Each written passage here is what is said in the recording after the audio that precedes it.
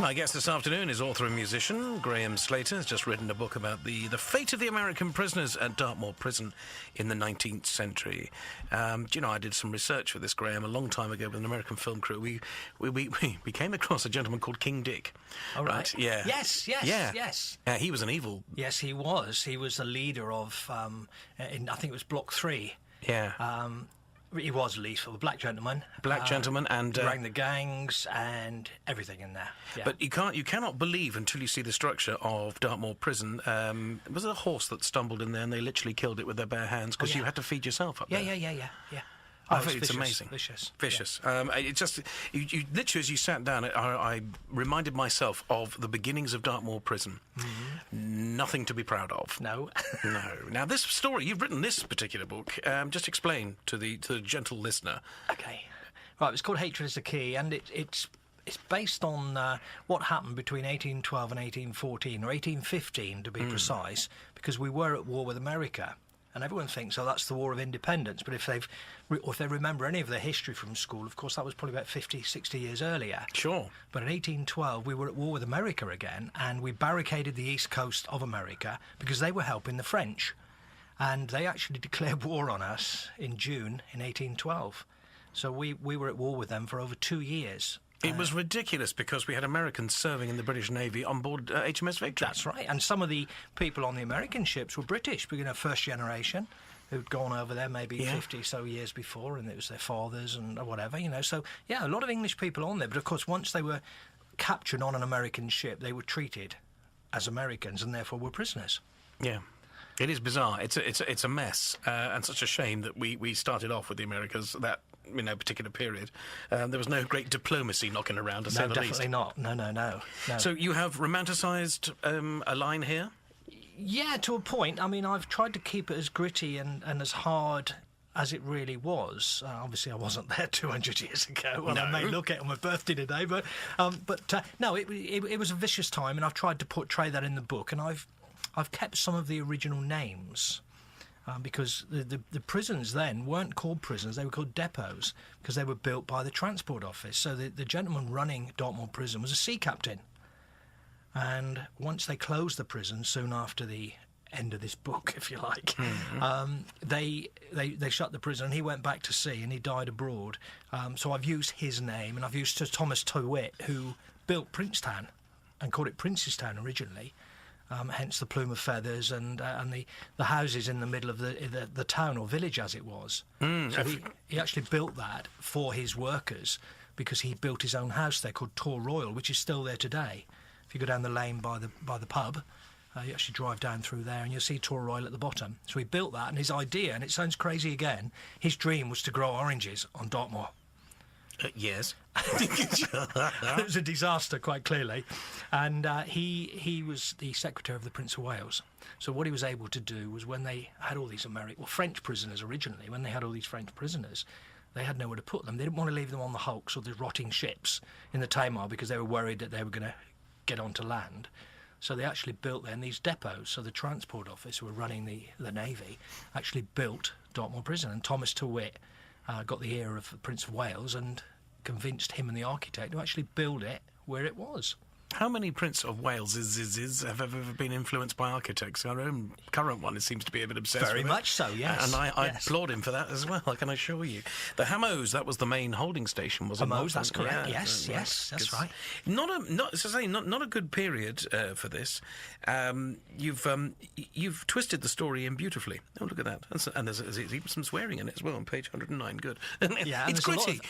It is, and there's a lot of Devon dialect in there, which was quite hard to write. And I had to actually research your site, Radio Devon, to listen to some of the recordings that some of the people had done a few years ago where they'd actually spoken the Devon dialect. So I had to sort of interweave that because I've got white witches living on the moor and I wanted them to speak in very old Devon dialect because they've been on the moor for generations, so I wanted them to come over. And it's quite hard to read that dialect, but it does make sense. Yeah. It fits in with the story, but it's... you have to read it 2 or 3 times, and you get the gist of what they're saying. Why have you focused on this period? I've written 3 books now. This is the 3rd book, and I'm working on 2 more. The latest one, Receivers, is set in the present day with the recession and everything else. And I tend to, if I like like something, and I've been up to Dartmoor Prison and a couple of times, and also to the museum there. And fascinating place. It is, and Brian, who runs that, Brian Dingle, he's been a great help to me. And so once you get into the feel of it, and you're actually walking around there, and you're looking at the pictures and the equipment and the mock cell they've got, when you see those things, you actually realise that it's a lot of history. It's local to us, of course, and it took me 8 years to write the book, and I just got more and more into it because it's a fantastic subject, and it's on our doorstep. It's on our doorstep. It could be closed soon, so this could be an historical document. Very much so. Yeah. I find that hard to believe, to be honest with you. They've got to have it. I mean, there is a shortage of prison cells, and there is a block in Dartmoor that, for a few £1,000s per cell, they could actually bring back into commission, but they won't do it. And I think it's a great deterrent for anyone being sent to Dartmoor. If you have ever been up on Dartmoor in the midwinter and seen the bleak conditions that Princetown can offer you, I don't know when the last person actually escaped from there. I'm thinking back in the 70s now. Yes, it was. Someone did escape from there, not in this book, but they did escape in one of the American prisons. They had a play, and one of them dressed, and again, I can't believe it, dressed as a woman, and escaped.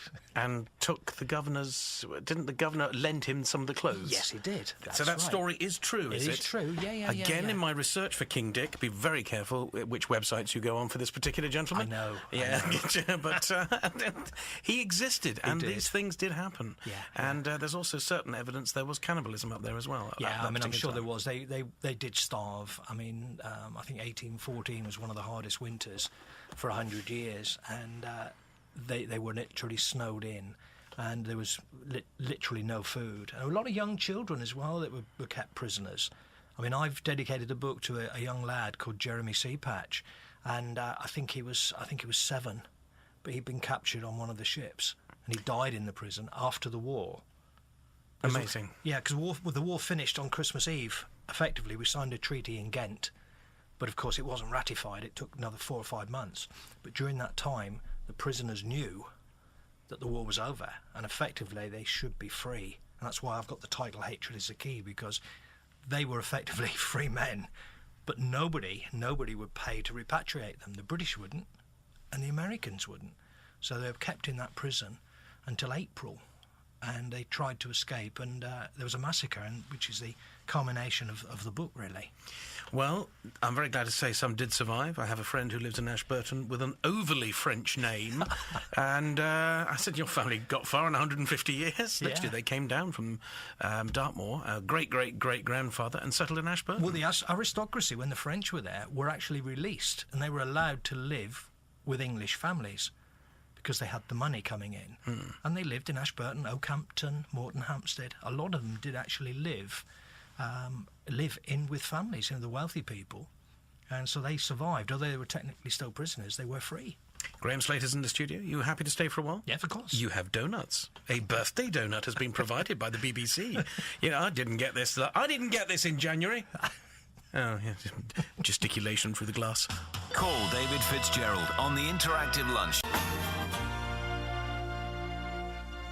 BBC Radio Devon, the Interactive Lunch. I'm in the studio at the moment with Graham Sclater. We've rather come off the subject of what else you've done in life by concentrating on Dartmoor and the prison. And in fact, thank you very much indeed to a young lady who says, I used to work there. We'll be speaking to you a little bit later on.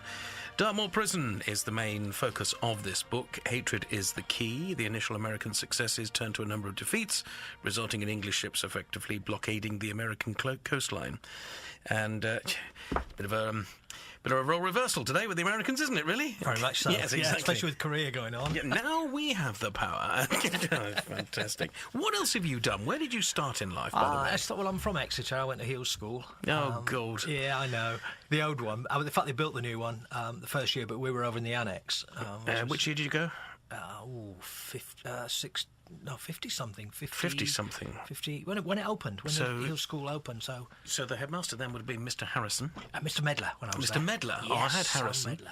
I was, what class were you? 22C? 22B? I don't remember. I was 22C. So I went to the huts on the other side of the... Yeah, well, we were in there, but they built the new school, but we were in the huts on the first year, and when we went there, they showed us around the new school, and we thought it was wonderful. It was lovely. They said, you're over there in the tech side.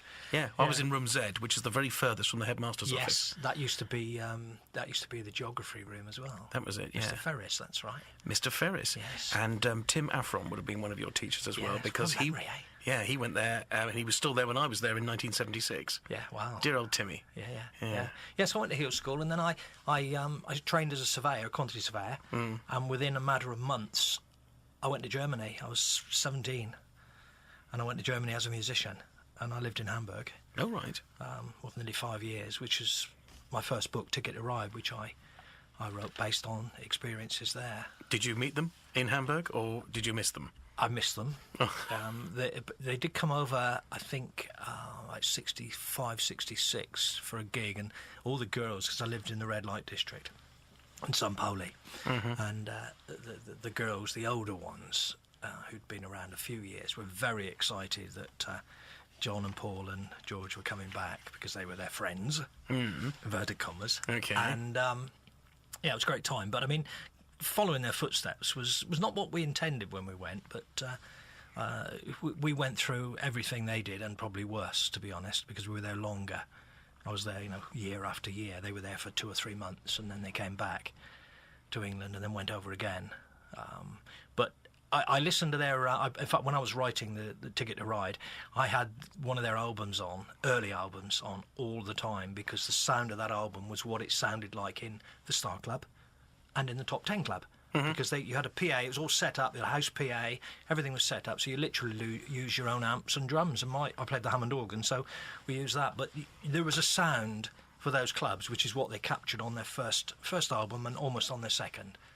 But yeah, I did that, and then I came back, met my wife, got married, and set up a music company, music publishing, songwriting, managing bands, writing songs and things like that. And writing has only really come in probably in the last 10 years. I came up with an idea for a TV series, and Adam Faith, sheer luck, loved it. And then he died. Oh, yeah. So it'd be very different today, I think. I'd probably be more into screenwriting, although I do that, and TV series. But I think novels is something you can write on your own, and you can write it, and when it's finished, it's finished. Whereas with a script, you can write it, take it to a film company, and you end up having your name on there and very little of what you've actually put into it. Well, it says here, David Penn, Adam Faith, John Altman, who I was with last week. Dave Penn, I know, yeah, Dave Penn, yeah. John Altman, yeah. John Altman was down with me at HMS Drake. Yeah. Drake, he says, it's probably the wrong one. He turned up for a big charity event and sung The Summer of '69 very well, may I say. He's got a good voice. Summer of '69. Accomplished songwriter, musician. Who else have you worked with? Hang on, look at this. It says here, you've recorded with artists including Jimi Hendrix. Yes. Wow. Fats Domino? Yes. Brilliant. Richie Blackmore? Yes. Deaf's a post, I'm guessing. Probably is. I mean, I'm a little bit deaf now, but yeah, I mean, in those days, I mean, it changed from the 60s to the 70s. Music did get louder. Because you had very small PAs and things, you had to hear what was being sung. But as it evolved, and you got the bigger amps, the big Marshall jobs, things, yeah, then you needed to up the PAs. So it changed. I did meet Ian Gillan once, and I swear he was lip reading. I'm guessing it's totally shot. Oh yeah. James Taylor, Elton John, too numerous to mention. It says. Yeah. Well, the quick story about James Taylor. I was working at Apple in Savile Row, and I spent probably about 3 weeks with James Taylor routinning songs for his first album for Apple, and because Jane Asher's brother signed him to Apple, he suggested that he played there. But we were up in the roof space rehearsing. It was only me and James Taylor, but the door out onto the roof was where the Beatles did their last session. Yes. Yeah, that was on that building, and it was recorded after that. They did the session after that, but yeah, that's where it was, up in the roof. But it was strange, really, how the Beatles really they were being ripped off. I mean, people were just taking what they wanted. Their workers and employees, if you like, were taking what they wanted, and they were screwed, to be honest. But great times, excess of everything. But now you're living quietly. I live in Exeter, and I write, and I work with bands, and I love what I do. And you're celebrating, may one ask, what age today? 63. You're joking. No. You've had a damn easy paper round, mate. I'm looking at, you're 63. I'm 63 today, yeah. Listen, Graham, it's a pleasure to have spoken to you today. This is out in the bookshops now?